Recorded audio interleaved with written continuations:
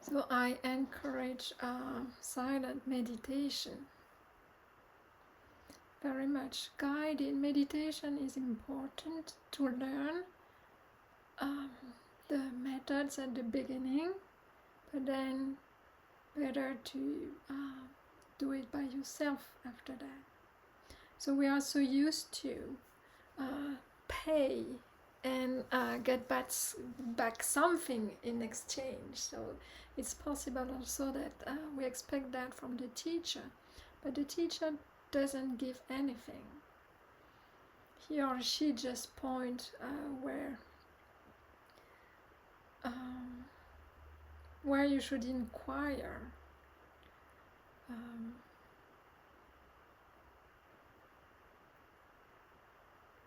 Trying to point at what cannot be explained, what doesn't have any words. So it's very it's not an easy job, but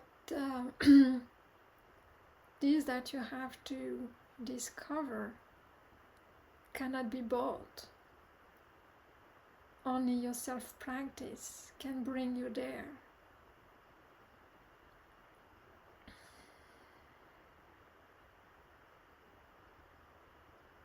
And silent meditation, of course, is the way to do it, to inquire. And for most people, it's very uncomfortable, because this is a kind of practice that, of course, we are not used to. We are not used to when we have free time to just either go out or seek for social interactions, entertainments, beautiful sights, beautiful sounds, reading stories, watching movies, discover new things, create things. But when we have spare time, we are not used to sit in silence and discover silence. Silence looks very unattractive.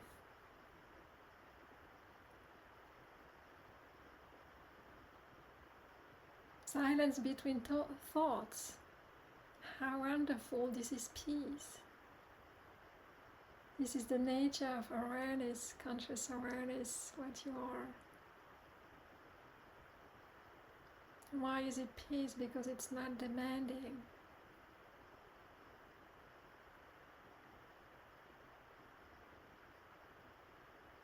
When you realize it, there is no urge, no energy pushing to get things done, to get things, to push away people, to protect oneself, to achieve, to maintain. There is no need for that in pure consciousness.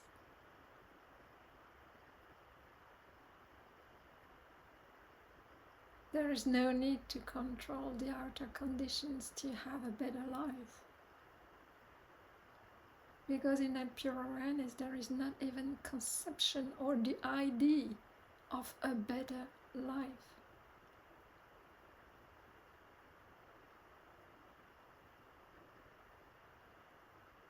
In that silence, there is no challenge. Challenge is just an idea. Challenge starts to exist when you start to conceive it, to conceive the situation as challenging.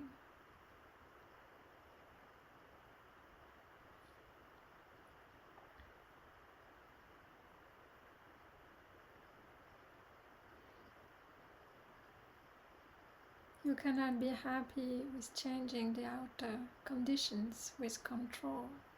You've tried that already. You know that it doesn't work. You know that you will try to control, and to some extent there will be other conditions that you didn't plan, didn't expect, that arise and just ruin your plans.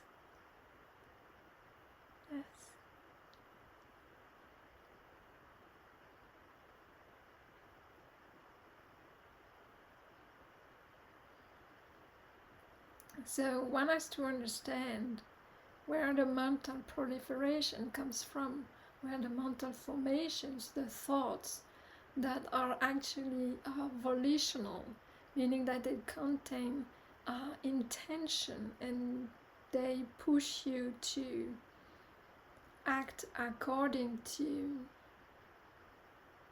objects of desire, to get something or to push away something that is not agreeable. So one has to look at that, the arising of those mental formations, so the mind activity, and the root of that.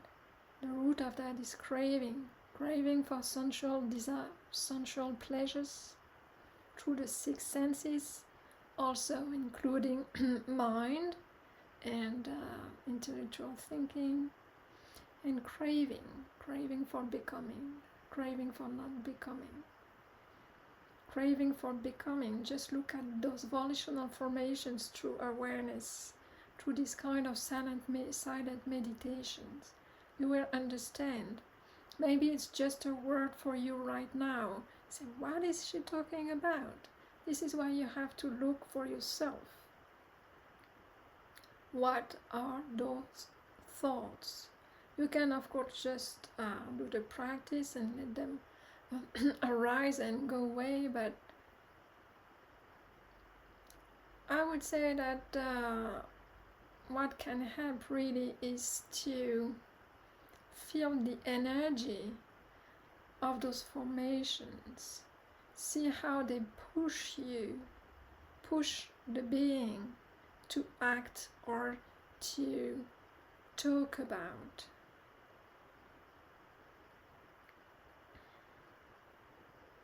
And how much they cost energy when they contain hatred, greed, and ignorance. How costly it is to think, actually. How disagreeable it might be, or thoughts might be very agreeable, and how much we cling to that.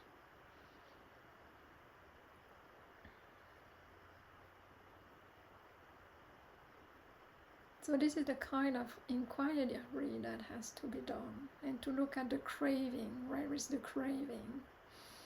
And realize that when there is release of the craving, then all of this activity actually stops. And what's left is this silence. So one has to fall in love with that silence. And one has to recognize when there is that silence, how peaceful it is.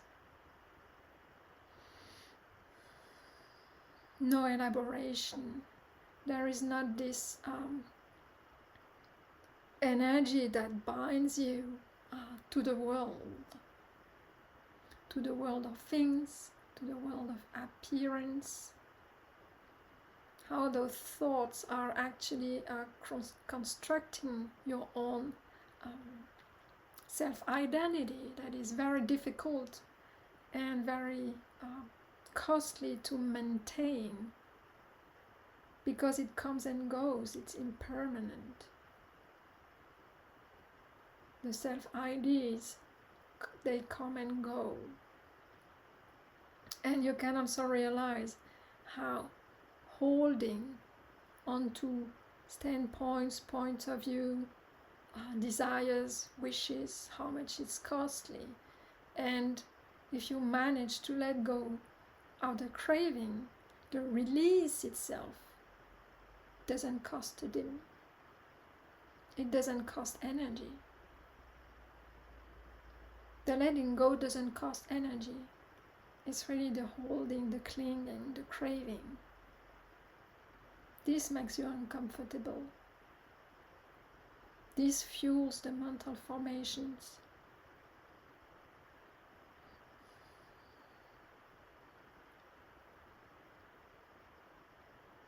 So when something is demanding,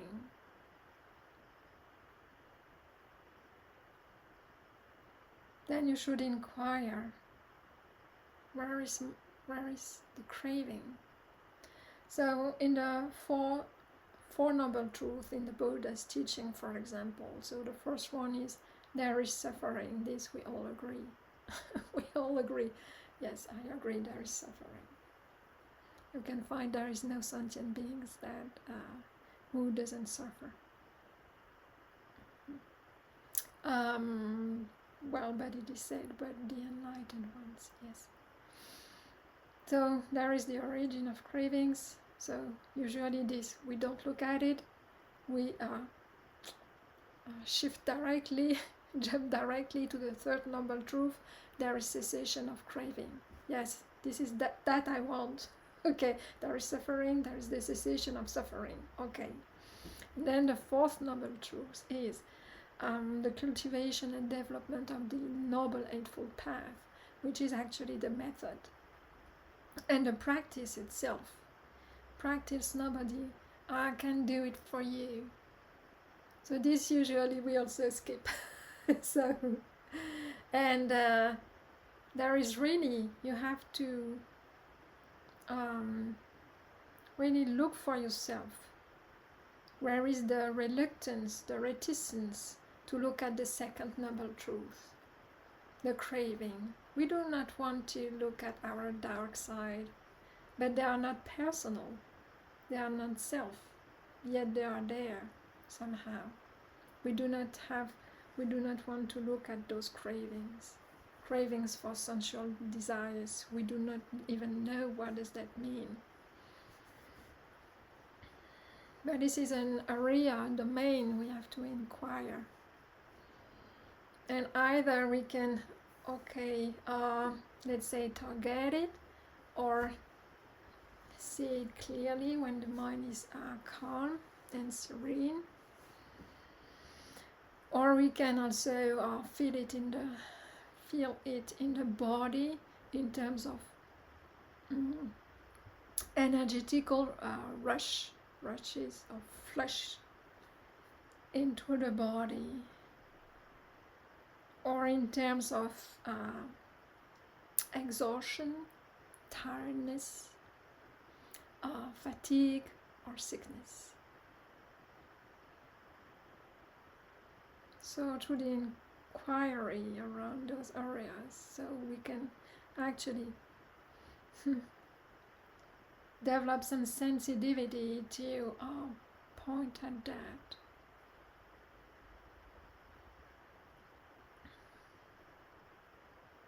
So what does it mean exactly? Craving for becoming is just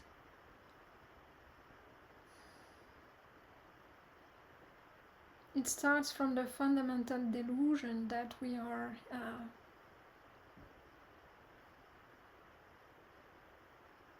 a solid crystallized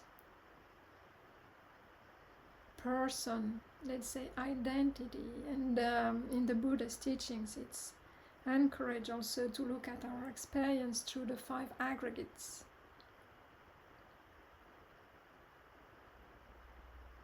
So let's say that we are not something that is very solid, there is no body in that body. Yet of course there is a being experiencing, and even the term of being might be misleading in a sense, because it gives again the impression of solidity. But really with a clear mind it's possible to look at, to clearly see that our experience is made of arising and passing away of phenomena that are impermanent, non-personal, and which contains dukkha, suffering.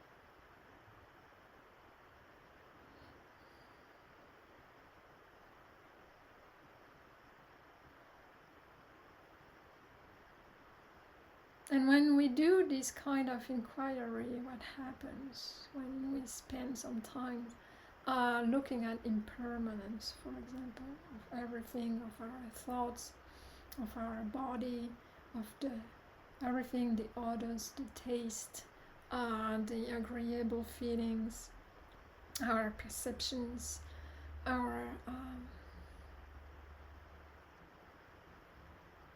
even outside in the world, the life of plants, of animals, how buildings are being built up and then are destroyed. So once we really feel ourselves with our impermanence, then there is what occurs. There is dispassion. Nothing worth holding on to. Everything vanishes.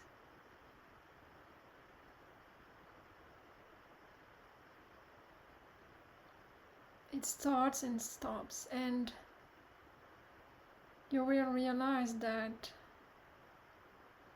even that at the end is an illusion, that the force of samsara, the binding forces, create actually the illusion of time, the illusion of an actor acting in an external world.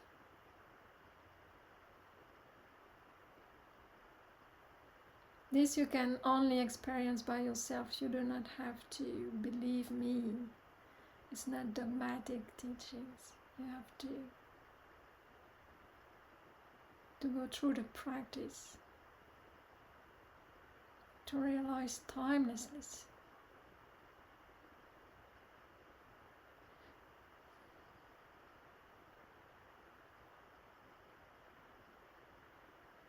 What space? What is time? What is me?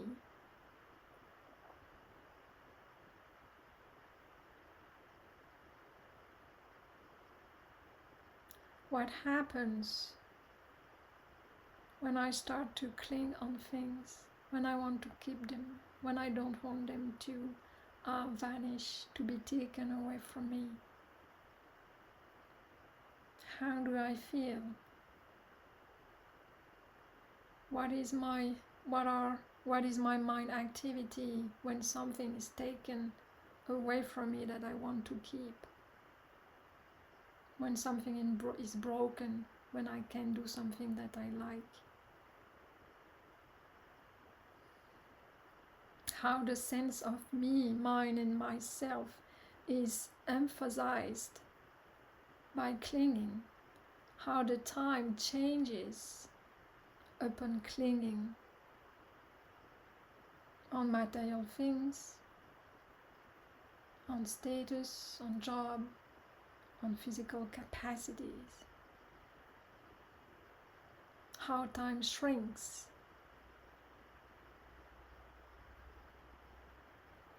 How it expands depending of that of that kind of craving. This has to be inquired.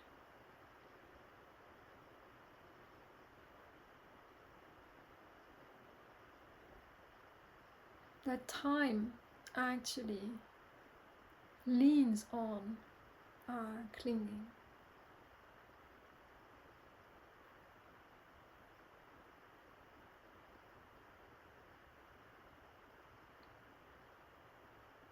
That the sense of me, of separation with others,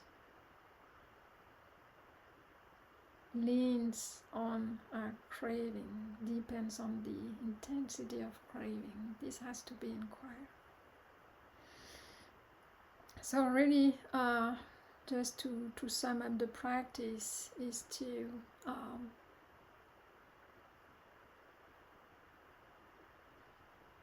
start with moral conduct, then if possible develop some samadhi, concentration, serenity of mind. through silent practice, meditation, through the four posture, and then you start to inquire about the three characteristics of existence: impermanence, suffering, and non-self. And from there,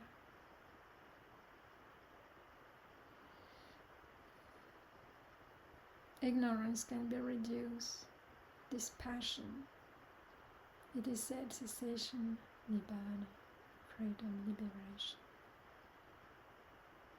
And this is what I wish for you. Thank you for listening.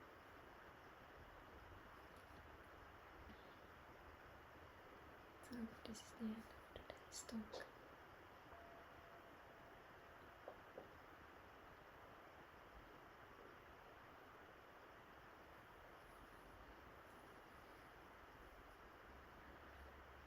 I will stay here. If you have any question about the practice or any comment you would like to do, please feel free to do so.